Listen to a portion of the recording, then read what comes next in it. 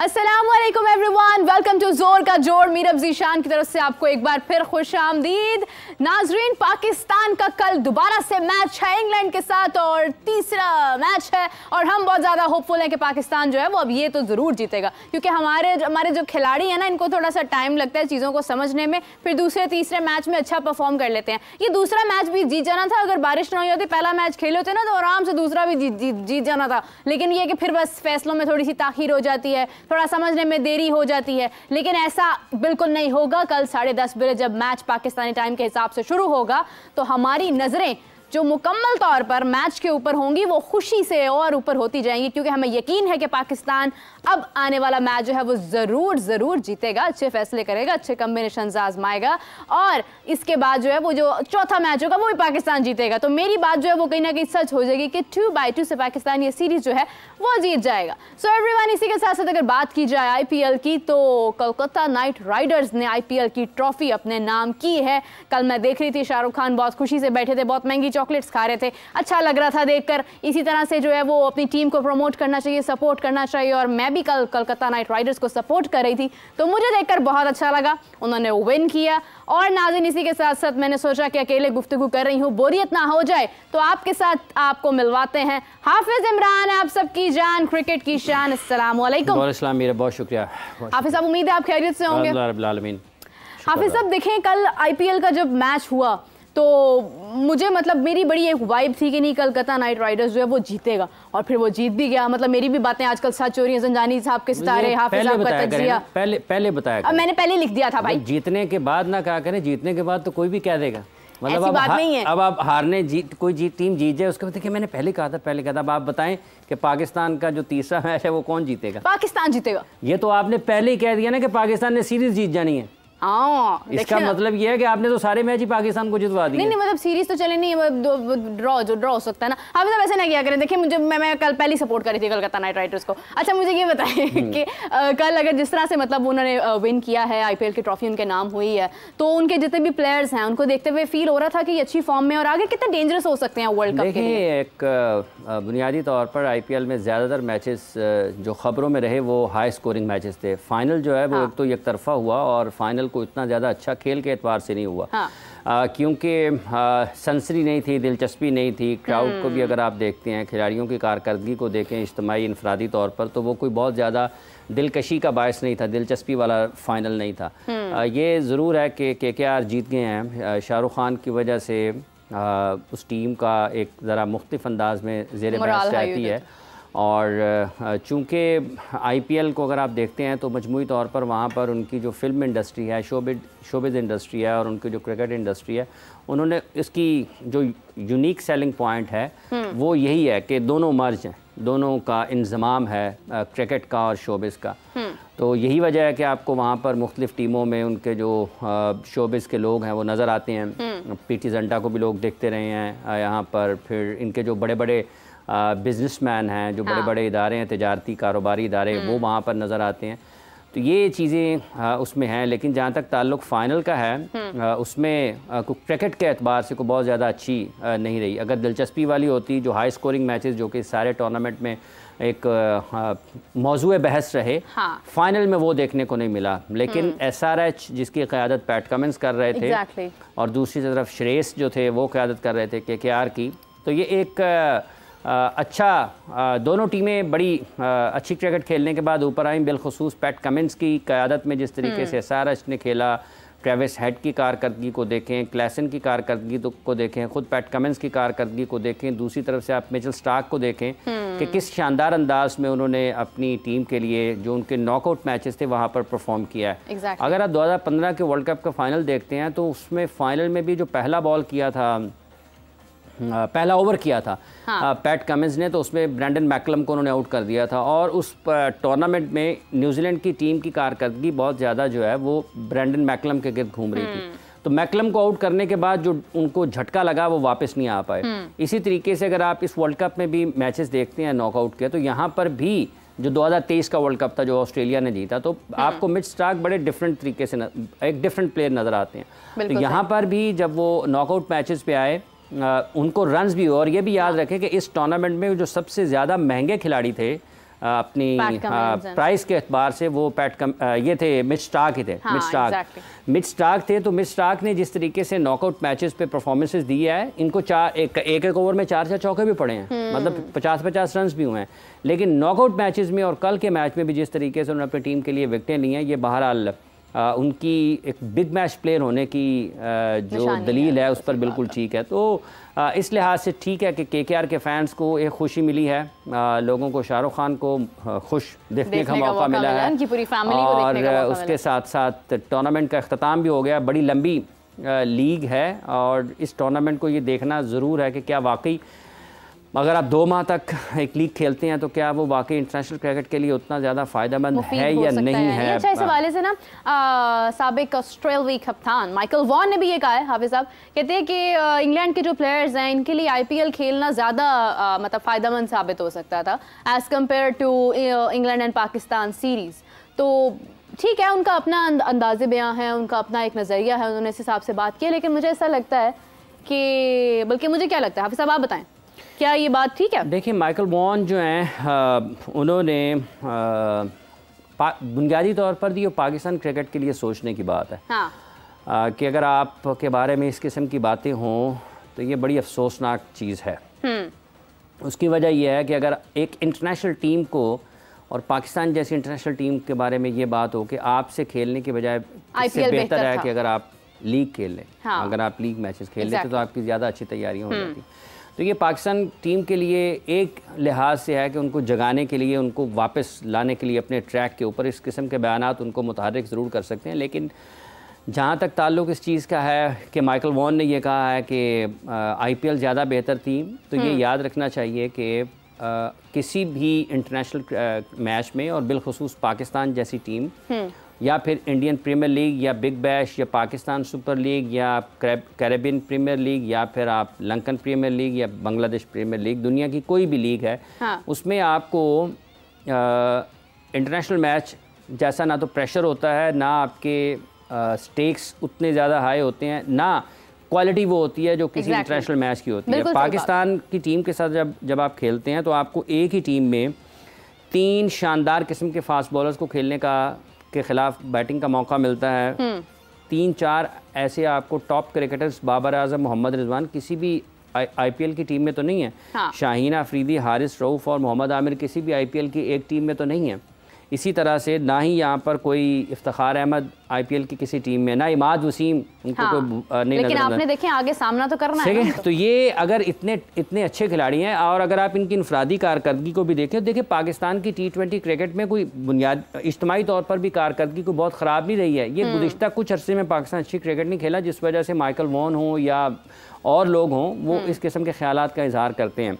तो ये international match में और लीग क्रिकेट के किसी भी मैच में बहुत ज़्यादा फ़र्क होता है। एक ये माइकल वॉन, उनका अपना ख्याल है, वो इंग्लैंड के साबिक कप्तान हैं, बहुत अच्छे तरीके से उन्होंने इंग्लैंड की कप्तानी भी की है। लेकिन बहुत सारे लोग ये भी समझते हैं कि शायद वो ये सब कुछ इसलिए करते हैं कि वो मीडिया में रहना चाहते हैं, ख़बरों की ज़ीनत बनना चाहते हैं। लेकिन अगर हम इससे जुड़ती बात करें ना, देखें उन्होंने ज़रा बोल्ड कह दिया सारी चीज़ें कुछ वाज़े अंदाज में, या आप उसको कहें कि अल्फाज का चुनाव इससे बेहतर हो सकता है। ये कह सकते थे कि होम ग्राउंड सीरीज़ आपको उतना फ़ायदा नहीं दे सकती है जितना आपको ये जब हम किसी के ऊपर तो कैद नहीं कर सकते कि वो हमारी मर्ज़ी की तनकीद हमारे ऊपर करे। बिल्कुल सही बात है। लेकिन मैं ये कहना चाह रहा हूँ कि अगर आप माइकल वॉन की ये बात सुनते हैं तो फिर आपको सौरभ गांगुली की 2023 के वर्ल्ड कप में भी बात सुननी पड़ेगी। हाँ। जब उन्होंने कहा कि पाकिस्तान क्रिकेट में वो मयार नज़र नहीं आ रहा जो वो खेलते रहे हैं जिसके मुखालिफ, और साथ ही साथ इस T20 लीग की जिसकी इन्होंने बात की है, IPL का हवाला दिया है माइकल वॉन ने, इसी T20 क्रिकेट में या इसी फॉर्मेट के ऊपर उसी वक्त में सौरभ गांगुली साहब ने यह कहा था कि ये जो आपकी T20 क्रिकेट है ना, ये आपको मीडियोकर प्लेयर्स देती है, ये आपको टॉप क्रिकेटर्स नहीं देती है। बिल्कुल सही। तो जब आप इंटरनेशनल क्रिकेट में पाकिस्तान जैसी टीम के खिलाफ खेलते हैं तो उसका और किसी भी लीग में किसी एक फ्रेंचाइज की तरफ से खेलने का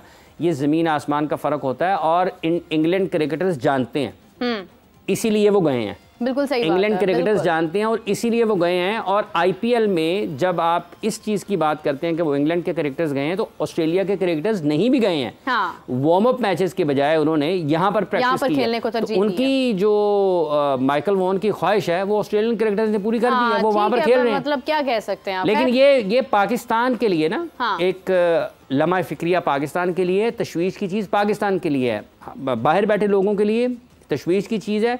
और जो पाकिस्तान की टीम का हिस्सा है खिलाड़ी, ये ऐसा नहीं है कि उनको पता ना चला हो कि उनके बारे में ये बात हुई है कि यार तुमसे बेहतर तो ये है कि हम किसी आईपीएल की टीम के खिलाफ खेल लें। तो ये चीज़ें उनको जगा सकती हैं, उनको हिला सकती हैं, उनको वापस अपने उस ट्रैक पर ला सकती हैं। ये उनको अपनी जो ट्रू पोटेंशियल है ना उसके ऊपर आने में बड़ी मदद दे सकती हैं कि भाईजान खड़े हो जाएं, जाग जाएं, लोग आपके बारे में ये बात कर रहे हैं। लेकिन फिर मैं सोचता हूँ यार 2023 में सौरभ गांगुली ने भी कहा था कोई फर्क नहीं पड़ा, माइकल वॉन ने कह दिया कोई फर्क नहीं पड़ा, ब्रायन लारा ने आपको 4 टीमों में नहीं रखा, कोई फर्क नहीं पड़ा, आपको उन्होंने 4 टीमों में नहीं रखा, क्या नाम, माइकल वॉन ने भी 4 टीमों में नहीं रखा, माइकल वॉन ने तो इंडिया को भी नहीं रखा था बाहर। सिर्फ मोहम्मद हफीज या शाहिद आफरीदी ने पाकिस्तान का नाम लिया, इसके अलावा जो है वो किसी के भी हमें मुंह से उसका नाम पाकिस्तान का नजर नहीं आया। खैर इसी के साथ हमें कादिर ख्वाजा ने ज्वाइन किया है, इंग्लैंड में बैठे हैं, मौसम की सूरत हाल देख रहे हैं, खिलाड़ियों को उठता बैठता देख रहे हैं। कादिर कैसे हैं आप? उठता बैठता भी देख रहे हैं। करीब है ना? अल्लाह का शुक्र है मेरा। खाई साहब बैठा कौन हुआ है और इस वक्त उठ कौन रहा है?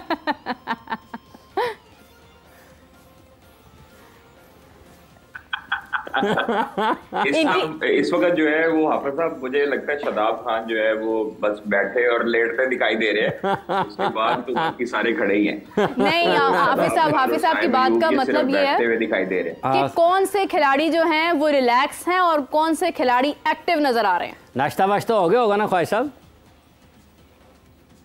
वही बिल्कुल सर, नाश्ता हो गया। और कार्डिफ में मौसम ये आप पीछे देख सकते हैं, अब से कुछ देर पहले बारिश हो रही थी।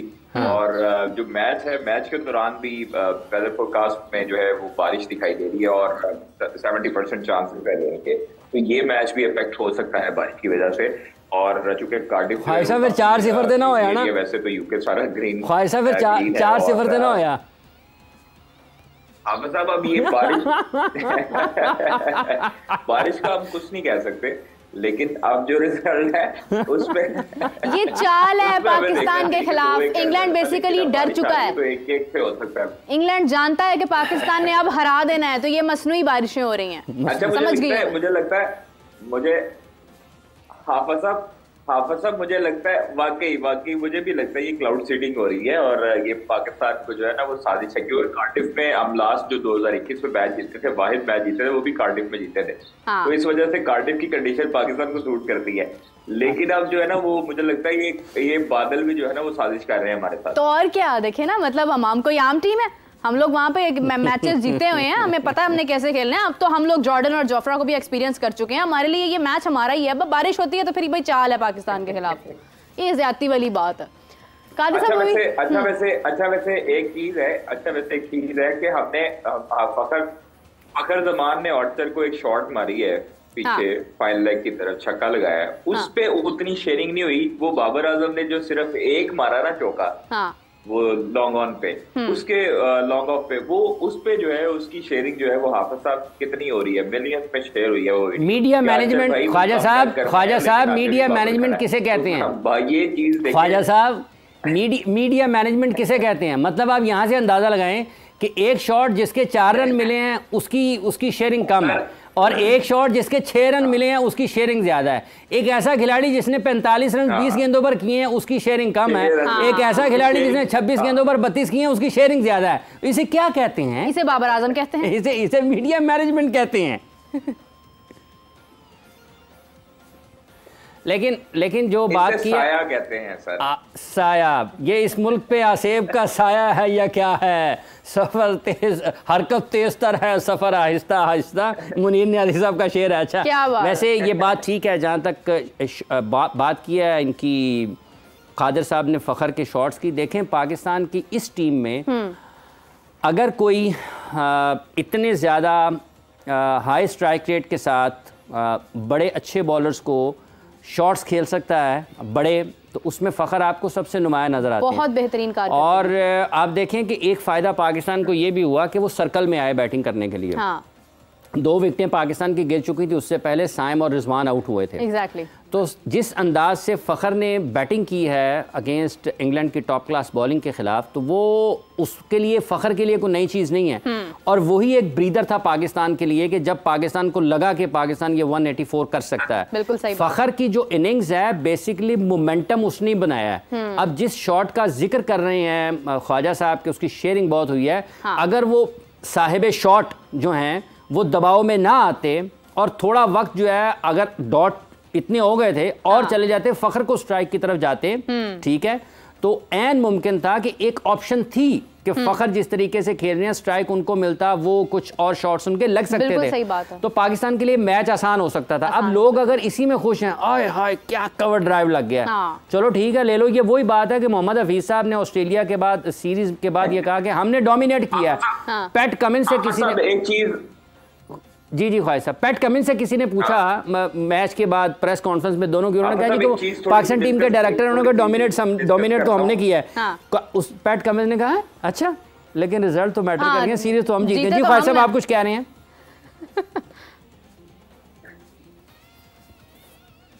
अच्छा हाफिज साहब, मैं एक चीज जिसको आपने बताया कि बाबर में प्रेशर आ रहा था, फ़खर इसलिए शॉट्स मारता है क्योंकि फ़खर जो है वो दिलेर खिलाड़ी है। उसको ये परवाह नहीं होती कि उसने अपनी इंडिविजुअल इनिंग खेलनी है, उसने अपनी एवरेज मेंटेन करनी है, उसने अपना स्ट्राइक रेट मेंटेन करना है। जब एक प्लेयर के लिए खेलता है तो इसी तरह की शॉट्स मारता है। आप माजी में इमरान नजीर को देख लें, शाहिद अफरीदी को देख लें, शर्जील खान को देख लें, मुतअद्दिद जो प्लेयर्स ऊपर के नंबरों पर आते रहे हैं वो इसी तरह के जारहाना इनिंग्स खेलते हैं। और जब ये बाबर आजम पे प्रेशर आता है, बाबर आजम इस तरह की मिडिल ओवर्स में, इमाद वसीम ने प्रेस कॉन्फ्रेंस में भी यही कहा कि मिडिल ओवर्स में सिंगल डबल्स जब हम नहीं करेंगे तो उस वक्त हमारे ऊपर प्रेशर आएगा। तो हम सिंगल डबल जब तक स्ट्राइक रोटेट नहीं करेंगे, बॉलर पे प्रेशर कैसे आएगा?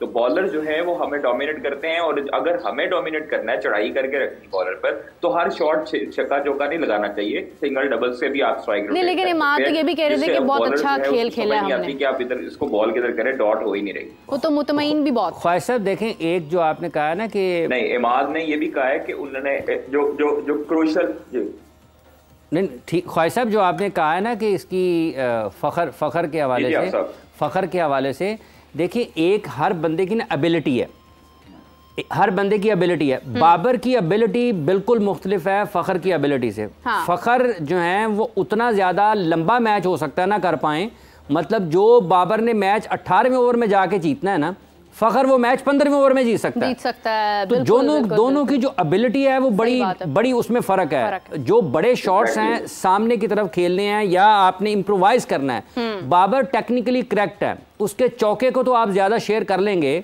लेकिन जो शॉट्स की ज़रूरत है ना पाकिस्तान को सर्कल में, जब आप किसी बॉलर के, फास्ट बॉलर के ना, जब आप सर से उठा के मारते हैं ना ऊपर वाला शॉट, तो उसका दिमाग भी हिलता है कि मेरे साथ हुआ क्या है, उसको साइकोलॉजिकली जो है ना बड़ा इफेक्ट होती है वो चीज़। हाँ, अटैक। तो वो एक चीज़ जो है ना वो ज़रा मुख्तलिफ है। अल्लाह करे, वैसे फ़खर ने न्यूजीलैंड के खिलाफ सीधी एक इनिंग्स खेली थी वर्ल्ड कप में, जब मेरा ख्याल उन्होंने 100 कर दिया था या कितने रन किए थे, जो बारिश की वजह से मैच पाकिस्तान जीत गया था।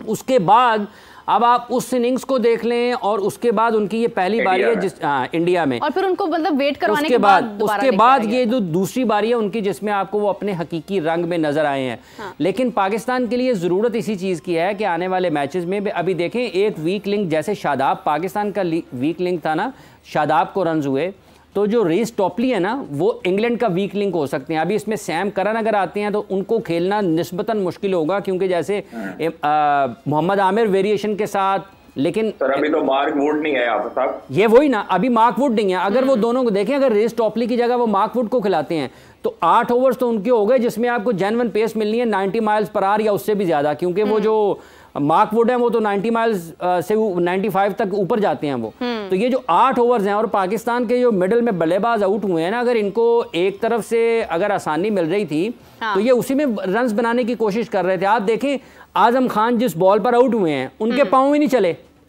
वो क्या था, वो पेस थी, पेस ने उनके थॉट प्रोसेस को हिलाया। पता ही नहीं चलता कि मैंने क्या करना है और मैंने किस तरह से शॉट्स खेलने हैं। तो अगर उनकी रिब्स में आएंगी, पसलियों में बॉल आएंगे और मुश्किलात होंगी। तो ये जो रन्स, आजम खान ने तो खैर विकेट कीपिंग के अंदर भी जो है ना वो अपना कोई इतना खास।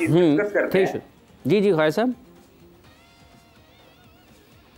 आप साहब एक चीज बड़ी आई है ज़हन में, कल मैंने वीडियो क्लिप कहीं देख रहा था तो शाहिद अफरीदी जो साबिक कप्तान है उन्होंने डिस्कस की एक चीज और आजम खान के बारे में उन्होंने कहा जी उनकी अगर फिटनेस पे बात करें तो मैं टीम के नजदीक भी ना आने दूं। और ये कल यहीं पे बात हुई ना खायर साहब, ये कल के शो में बात हुई है और बाकी जगह परफॉर्मेंस भी है। कल के शो में उन्होंने कहा, कल के शो में बिल्कुल आपके साथ ही बैठे हुए शो में बात हुई है। तो क्या ये बाकी सिलेक्शन कमेटी को नहीं नजर आता कि अगर शाहिद अफरीदी और बाकी लोग बच्चे को नजर आ रही फिटनेस, अगर आपने फिटनेस के म्यार के ऊपर शर्जील खान को बाहर रिजेक्ट किया था, उसको सिलेक्ट नहीं किया था, उमर अकमल को आपने सिलेक्ट नहीं किया था, इतने बड़े बड़े बल्लेबाज थे मिडिल ऑर्डर में, एज ए ओपनर भी शर्जील खान जो है वो जारहाना बैट्समैन थे, बाकी जो आप रागल आप कह रहे फिटनेस का, अब आजम खान के ऊपर आके आपने कंप्रोमाइज क्यों किया? आपके पास पीछे जो डोमेस्टिक में लॉट है वो आपके पास मिडिल में ओवर्स में आने के लिए जो मिडिल ऑर्डर है उसमें आके स्पेशल आपने बंदा तलाश क्यों नहीं किया? ये सवाल तो यहाँ खड़ा होता है कि आपके पास 25 करोड़ अवाम में से वाहिद आजम खान है जिनकी फिटनेस पे भी मिडिल ऑर्डर के अलावा हाफिज साहब देखिए विकेट कीपिंग की भी अगर बात की जाए कोशिश की है तो आजम खान की विकेट कीपिंग भी कोई बहुत खास नहीं है। विकेट कीपर सिर्फ मोहम्मद रिजवान है और उसके बावजूद आप उनको जबरदस्ती एडजस्ट कर रहे हैं, तो उस वजह से आपकी टोटल जो परफॉर्मेंस है वो इनहिसार है। देखिए बात यह है कि खायर साहब जो आपने सिलेक्शन कमेटी का सवाल उठाया, जो मेरा आपने जिक्र किया है, इसमें कोई दूसरी राय नहीं है, ये बिल्कुल हकीकत है अपनी जगह पर। लेकिन आज के दिन में कि जब हम ये बात कर रहे हैं, अब पाकिस्तान की टीम वर्ल्ड कप के लिए मुंतखब हो चुकी हुई है।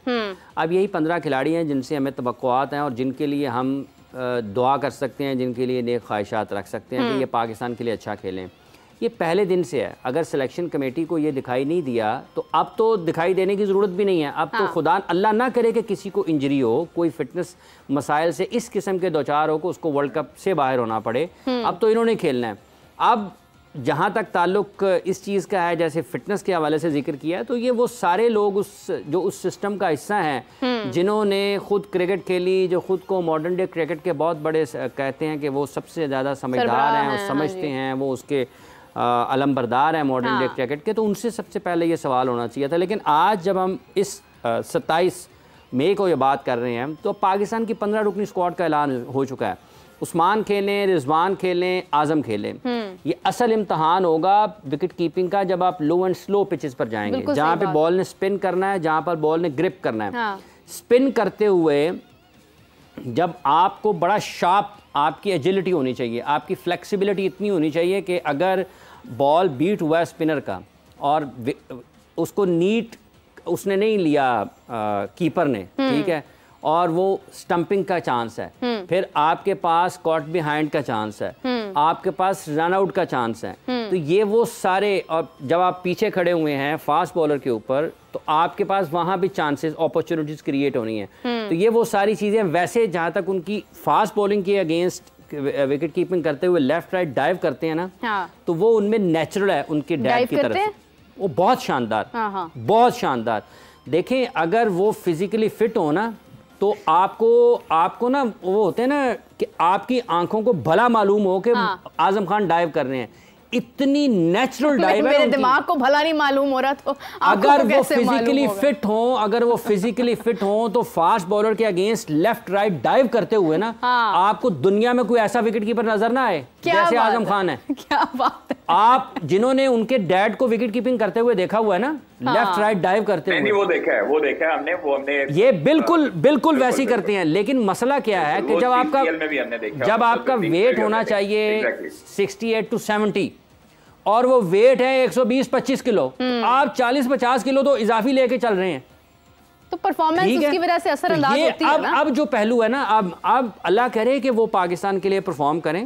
जब पाकिस्तान ने मैचेस खेलने हैं बड़ी टीमों के खिलाफ, बेहतर टीमों के खिलाफ, अल्लाह करे कि पाकिस्तान की ये जो बॉलिंग है, जैसे अच्छे की उम्मीद रखनी चाहिए, इंशाल्लाह ताला परफॉर्मेंस देंगे। ये ख्वाहिश साहब आपने एक उम्मीद दिलाई थी कि पाकिस्तान ने 4-0 से जीतना है। तीन नहीं, इंग्लैंड मतलब 3-0 और पाकिस्तान जो है वो 3 विन करेगा। पाकिस्तान मैं उस दिन से उसी उम्मीद पे हूँ। आप देखिए, अब बारिश का तो मैं कुछ नहीं कर सकता, अगर कल कार्डिफ वाला मैच होता तो हम जरूर जीतेंगे। तो फिर यानी वो जो एक मैच पाकिस्तान ने हारना था वो लास्ट वाला था जो गुजरा है, बस बाकी 3 पाकिस्तान के होते। इनको पता था कि बारिश होनी है। पाकिस्तान ने जो हारना था ना वो पहला था, वो बारिश की नजर हुआ है। ऐसे ही वेदर फोरकास्ट देखा हुआ था, ऐसा ही है मेरा ख्याल, जो हारना था वो पहला था, दूसरा तो एम ही ना, वो दूसरा एम ही हार गया। अब ये वाला इफ्तिखार जल्दी कर गया, फखर जल्दी कर गया, आउट ऑफ सिलेबस आ गया। अच्छा मेरी बात सुने पाकिस्तान, आपने बाबर आजम की पोस्ट मैच, ख्वाहिश साहब आपने बाबर आजम की पोस्ट मैच गुफ्तगू सुनी है? बिल्कुल सुनी है। उन्होंने कहीं अपने शॉट का जिक्र किया है?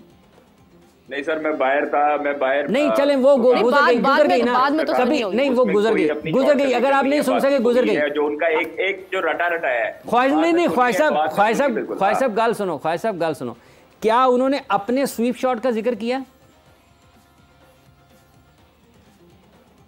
नहीं किया।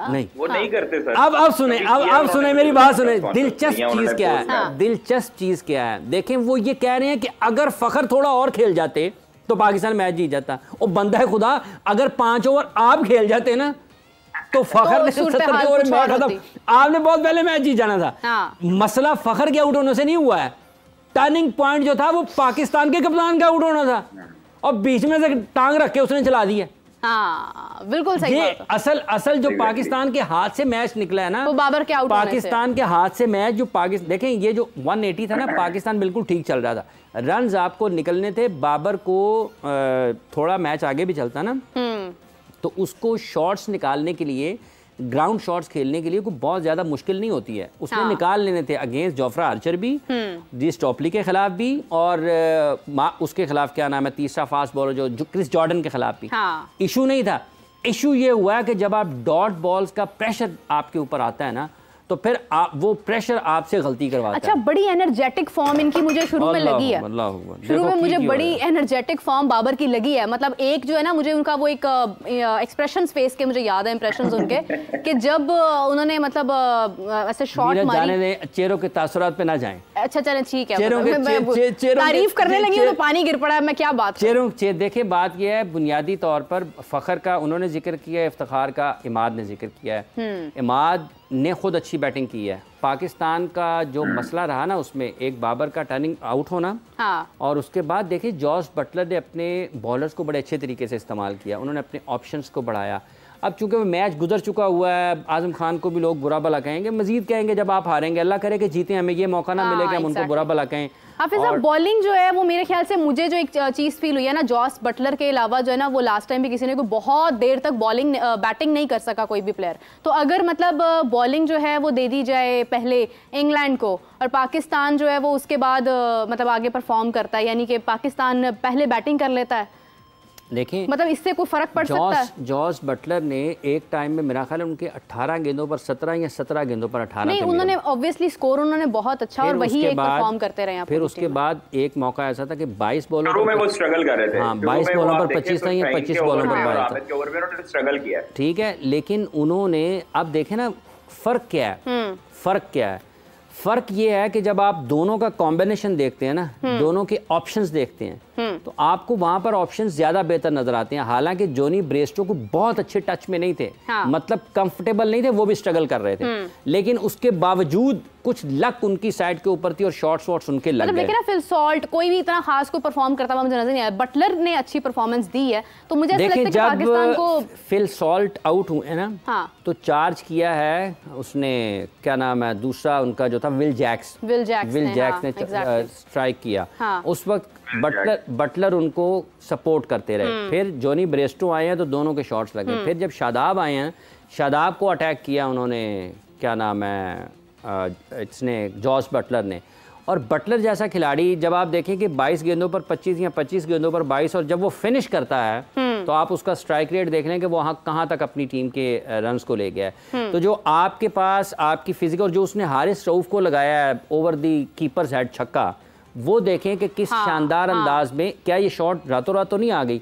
आपको पता है कितने साल हो गए उसको इस शॉट की प्रैक्टिस करते हुए? नहीं, मुझे बिल्कुल अंदाजा नहीं। ख्वाहिश साहब तो जेहन च कोई गल होए,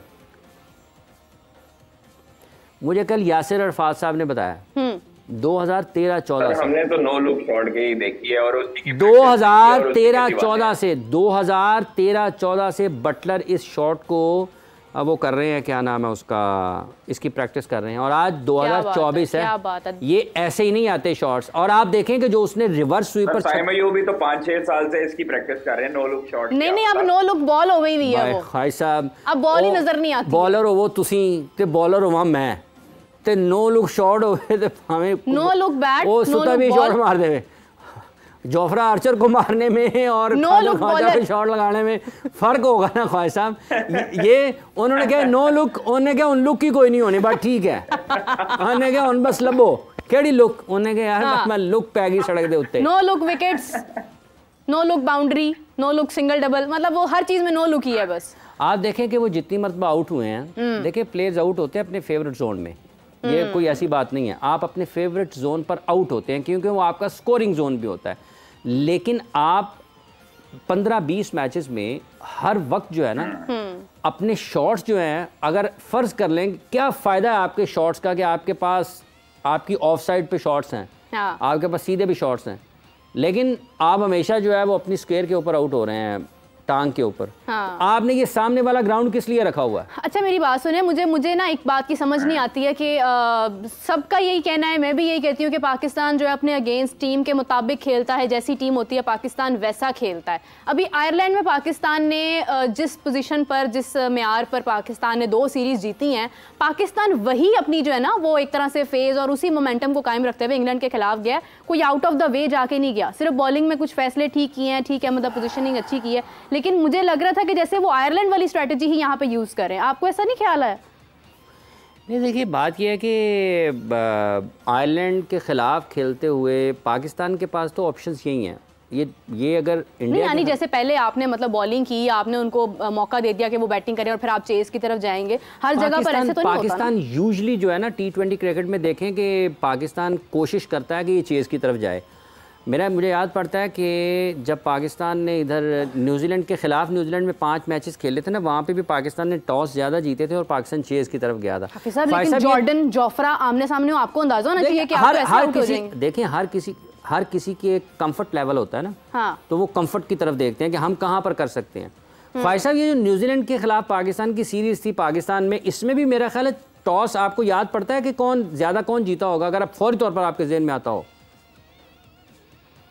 जो भी रिसेंटली हुई है, इवन मेरा ख्याल मिले जुले थे, और इसमें 2 मरतबा बाबर ने मेरे ख्याल में जीता था और 2 मरतबा न्यूजीलैंड ने जीता था। हाँ, एक मैच में यही आई थिंक सो 2-2 के मेरे ख्याल से 3 बार चेस करते हुए ना पाकिस्तान चेस करने के लिए जाता है, पाकिस्तान चेस करने के लिए जाता है। अब इस ग्राउंड पे जब पाकिस्तान ने जहाँ पर आखिरी मैच खेला है, वहाँ पर शायद ये भी एक स्टैट शेयर हुआ था कि चेस करते हुए यहाँ पे 140 समथिंग जो है ना वो बड़ा मुश्किल हो जाता है, और उस दिन ये बात हो रही थी कि शायद पाकिस्तान ज़्यादा बेहतर अंदाज में चेस कर दे, हो नहीं पाया।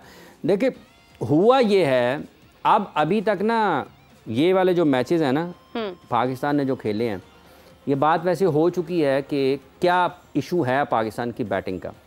आने वाले दिनों में ना जैसे जैसे मैचेस आगे चलेंगे तो सवाल ये पैदा होगा, फिर हम 2-3 साल की जो तसलसल है ना, जो पाकिस्तान टीम के इश्यूज़ हैं बैटिंग को लेकर against top class fast bowling, Hardik Pandya ने पाकिस्तान की टीम को आउट कर दिया शॉर्ट पिच बॉलिंग के ऊपर UAE में, ठीक है, और इंग्लैंड पाकिस्तान खेलने के लिए आया, मार्क वुड ने एक बाउंसर के ऊपर पाकिस्तान की टीम को आगे लगाया।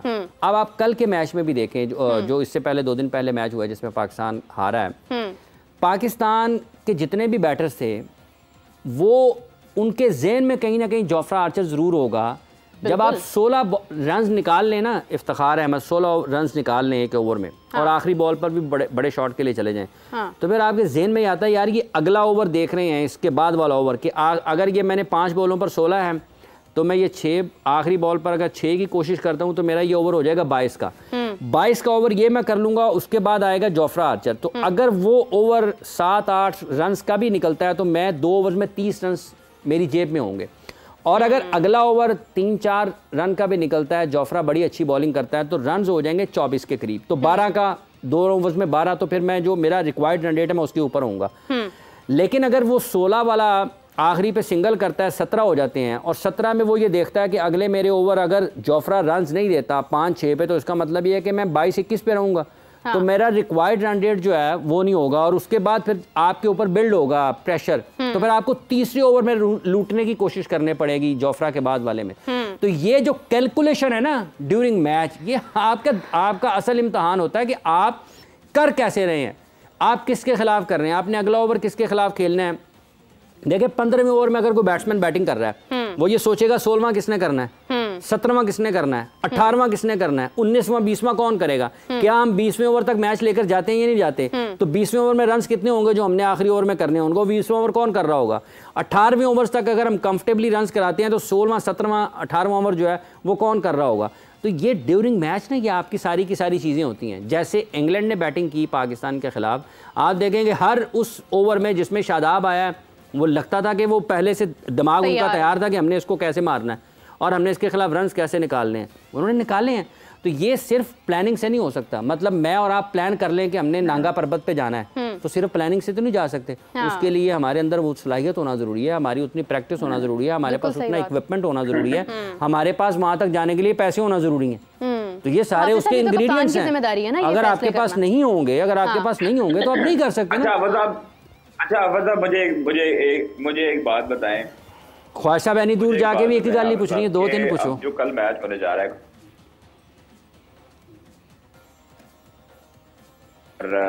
बारिश की वजह से मैच मुतासर भी हो सकता है। हाँ जी, हो सकता है। ओपनिंग पेयर को चेंज नहीं करना चाहिए कल। फखर और रिजवान अगर साइम के साथ भेज दें, या फखर को रिजवान के साथ भेज दें, साइम को एक नंबर नहीं चले।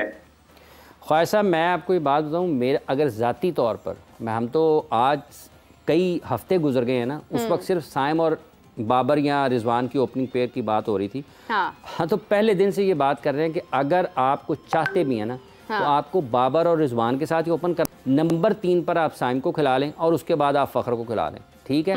तो ये आपके लिए एक अच्छा इस तरीके से हो सकता है कि अगर आप पावर प्ले में 50-60 फ़खर और रिजवान और बाबर कर देते हैं तो आपके पास एक ऑप्शन होगा, क्योंकि मुसीबत पाकिस्तान को पड़ती है ओवर नंबर 7 से 12 तक। तो आपके पास एक लाइसेंस टू किल होगा कि आप जाएं ऑल आउट अटैक करें साइम की मौजूदगी में। तो शॉट्स थोड़े से, इसके पास शॉट्स हैं साइम के पास, ऐसा नहीं है कि इसके पास शॉट्स नहीं है। तो थोड़ा सा वो भी निकलेगा अपनी उस जगह से कि चलो उसको स्कोर बोर्ड रोटेट करने का सिंगल्स डबल के साथ हौसला भी मिल जाता है ना कि शुरू में रन्स पड़े हैं, मतलब और एक कॉन्फिडेंस उसके पास हो सकता है। लेकिन अब इस वक्त में अगर आप ये कहें ना, ये हमें चीजें समझ में आती है। ख्वाजा साहब अगर फखर को इस वक्त ओपन करा देंगे ना तो मिडिल ऑर्डर में कौन करेगा? लाखों डॉलर्स ले रहे हैं, नहीं लाखों डॉलर्स ले रहे हैं सर। मैं आपको बता रहा हूँ, तो आपके पास 4 ऑप्शन है ना सर, आपके पास 4 ओपनर खेल रहे हैं, आप उनको शफलिंग कर सकते हैं, आप उनमें से शफलिंग कर सकते हैं। हाली साइम अयूब का, फखर जमान भी तो नीचे नंबर पे आकर खेल रहा है, उसकी एबिलिटी ओपनर की थी, वो नीचे आके अपने आप को एडजस्ट कर रहा है। आप देखिए उस्मान खान ऊपर नंबर पर खेलता है, तो कादिर साहब साइम तो बिल्कुल ही परफॉर्म नहीं करेगा फिर कि मेरा नंबर आपने छेड़ा है तो अब तो मुझसे बिल्कुल ही परफॉर्म नहीं हो रहा, वो तो एक और एज मिल जाएगा। साइम मेरी बात सुने, ये मेरे हाथ जुड़े हैं, ये देखें, ये आप नाजरीन को दिखाएं, ये मेरे हाथ जुड़े हैं। टीम मैनेजमेंट को बताएं कि साइम अयूब ऊपर भी कुछ नहीं कर रहा। अगर वो ऊपर 30 मैचों में कुछ नहीं कर रहा, 2-2.5 ओवर्स का प्लेयर है, तो उसको नीचे ट्राई कर लो यार, खुदा का वास्ता है। आप लोग मजाक थोड़ी समझ रहे हो, पाकिस्तान टीम है, कोई दूसरे की टीम नहीं है, स्टेडियम की कोई घरेलू क्लब नहीं है। ख्वाहिश साहब अब तो चलने दें, अब ना इसको वर्ल्ड कप तक जाने दें।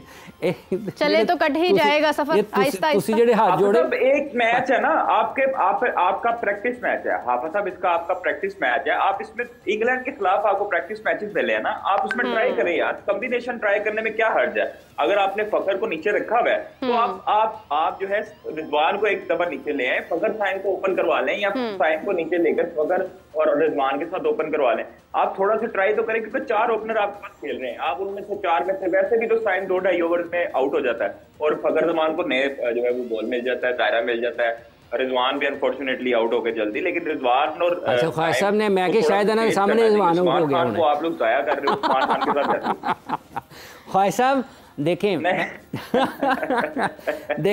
देखें ख्वाहिश साहब, बात यह है कि ये जो हिकमत अमली है ना, इसका बड़ा अहम किरदार होना है। पाकिस्तान अल्लाह करे कि वर्ल्ड कप में अच्छा खेले, सबसे पहली हमारी ख्वाहिश और दुआ यही है। ये जो हिकमत अमली ना कि आप अपने प्लेयर्स को कैसे इस्तेमाल करते हैं, आप कौन सी प्लेइंग 11 के साथ मैदान में करते हैं, और आप कैसे अपनी पोटेंशियल पर आकर खेलते हैं। अब ये जो है ना, ये कोई बहुत ज़्यादा चीज़ें नहीं है पाकिस्तान के पास। आप यही कर सकते हैं, आप 3 विकेट कीपर्स तो खिलाने से रहे ना एक स्क्वाड में, कि आप रिजवान को भी खिलाएं, आजम को भी खिलाएं और आप उसको भी खिला लें, उस्मान को भी। तो आपके 2 फील्डर्स जो है ना, इसका मतलब है आप इन तीनों को खिलाएंगे तो आप उस्मान अगर क्या उतना अच्छा फील्डर होगा जितना कि कोई और हो सकता है। सो ये चीज़ें बड़ी ना, मतलब एक इसमें ना उलझन सी है, उलझाव सा है जो नज़र आता है। लेकिन अब पाकिस्तान के पास जितने इन्होंने मैचेस खिला लिए हैं साइम को, अब अगर ये उसको बाहर बिठाएंगे और अगर ये उस्मान को खिलाते हैं, अगर उस्मान से भी रन्स नहीं होते जिनको तो कंटिन्यूअसली मौका नहीं दिया एक और मुसीबत आ जाएगी, उसका भी कॉन्फिडेंस खराब, उसका भी कॉन्फिडेंस खराब। और ये पाकिस्तान ये तजर्बा, ये वाले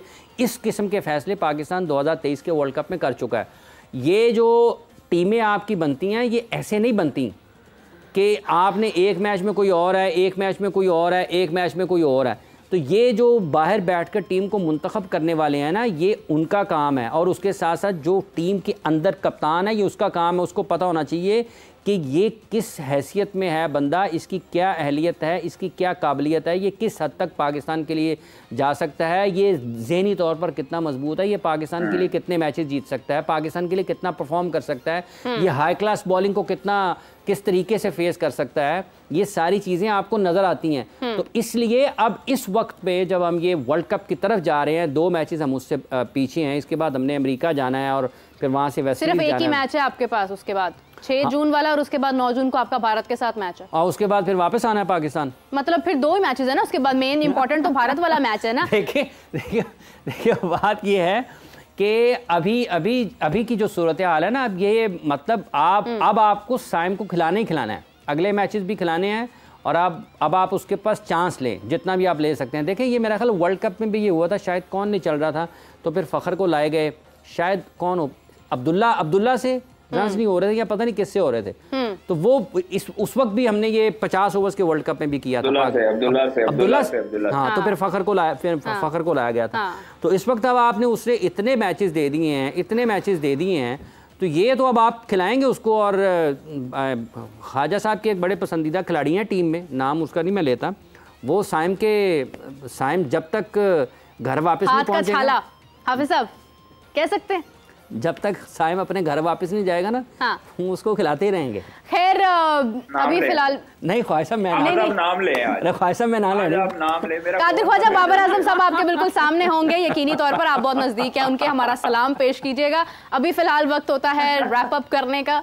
आप दोनों का बहुत शुक्रिया, आपने कीमती वक्त दिया। ख्वाजा साहब अच्छा, मेरा एक और बड़ी पाकिस्तान, इससे पहले जाते जाते मैं अपने नाजरीन के लिए, पाकिस्तान में ना एक बड़ी अच्छी चीज़ और हुई है पाकिस्तान की स्पोर्ट्स में, कि वो जो ऑस्ट्रेलिया की वॉलीबॉल टीम है ना, वो पहली मरतबा आई है पाकिस्तान। ख्वाजा साहब इसी तरीके से है ना, तो उसकी एक अपडेट है, वो हम पहली मरतबा आई है। और ये बड़ी अच्छी चीज़ है कि पाकिस्तान की, प्राउड मोमेंट है। हाँ, पाकिस्तान के लिए ना एक बड़ी अच्छी चीज़ है कि पाकिस्तान में पाकिस्तान की वॉलीबॉल के लिए, पाकिस्तान की स्पोर्ट्स के लिए, और पाकिस्तान में क्रिकेट के अलावा दीगर खेलों के लिए। तो मेरा ख्याल ख्वाजा साहब इस्लामाबाद पहुंची है ना टीम, इसी हफ्ते में ना उनके 2-3 मैचेस हैं। जी इस्लामाबाद टीम, हाँ, ऑस्ट्रेलिया की वॉलीबॉल टीम। तो ये पाकिस्तान के लिए बड़ा अच्छा है कि एक क्रिकेट से हटके भी जो दीगर खेलों की सरगर्मियाँ हैं वो भी पाकिस्तान में जारी हैं। अभी ये वॉलीबॉल है, फिर वहाँ पे उसके साथ साथ जो हैं क्या नाम है उसका, फुटबॉल भी होना है। तो ये पाकिस्तान के लिए खुशाइंद है कि ऑस्ट्रेलियन वॉलीबॉल टीम का पाकिस्तान आना, पाकिस्तान के साथ मैच खेलना, पाकिस्तान में वॉलीबॉल के फ़रोग के लिए बहुत अच्छा है। और थैंक यू उनका ऑस्ट्रेलियन वॉलीबॉल टीम का और पाकिस्तान वॉलीबॉल फेडरेशन का, जिन्होंने इस टूर को ऑर्गेनाइज़ किया है, जिन्होंने इन मैचेस के इनेकाद के लिए अपना किरदार अदा किया। और हुकूमत यकीनी तौर पर जो हमारी है, उन तमाम जो गैर मुल्की खिलाड़ी हैं उनको तमाम तर सहूलियात और सिक्योरिटी के हवाले से, अमन अमान के हवाले से बेहतरीन सहूलियात। बिल्कुल सही बात है। अब खैर नाज़रीन, वक्त बहुत कम है, हम ऑल टाइम हाफिज साहब आपका भी ले चुके हैं, कादिर साहब आपका ले चुके हैं। आप दोनों का बहुत शुक्रिया, आपने हमें ज्वाइन किया। कल पाकिस्तान और इंग्लैंड का मैच है, देखना बहुत ज़रूरी है कि बारिश होती है या नहीं होती है, ज़्यादा बारिश आता है तो ज़्यादा पानी आता है और फिर मैच नहीं होता है, फिर रन्स भी नहीं आता है। आपसे मुलाकात होती है नाज़रीन 9:30 बजे, डिस्कस करते हैं, सूरत हाल जानते हैं कि कल के हवाले से क्या है, क्या मौसम है, और पाकिस्तान के हवाले से, क्योंकि कादिर साहब इंग्लैंड में मौजूद है, वो बेहतर बता सकते हैं कि कोई गम कॉम्बिनेशन या इस हवाले से कोई गुफ्तगू है तो हम अपने व्यूअर्स के साथ शेयर करेंगे। मुझे प्लीज़ कमेंट्स में बताइए कि आप किसको सपोर्ट कर रहे हैं और आपको क्या लगता है कि कल मैच जो होगा उसमें कौन सी टीम जो है वो कितना स्कोर करेगी, कौन जीतेगा, मुझे प्लीज़ आप बताइए ताकि मैं रात वाले शो में आपके कमेंट्स शामिल करूँ। अभी के लिए मुझे इजाज़त दीजिए नाजरीन, अल्लाह हाफ़िज़।